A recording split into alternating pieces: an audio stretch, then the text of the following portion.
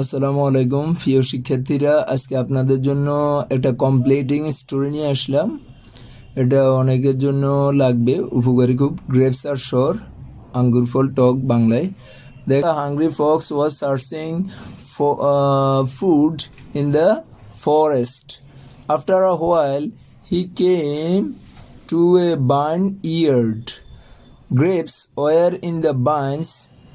The fox was very hungry and thirsty. The sight of the ripe grapes was joy for him. He was tempted by the beautiful ripe grapes.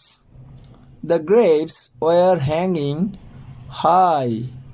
The fox thought of having a good meal of ripe grapes. So he jumped and jumped to reach the grapes, but the grapes were too high to reach. The poor fox became tired and thought that it was no good trying. So he went away directly, saying, "The grapes are sour. I don't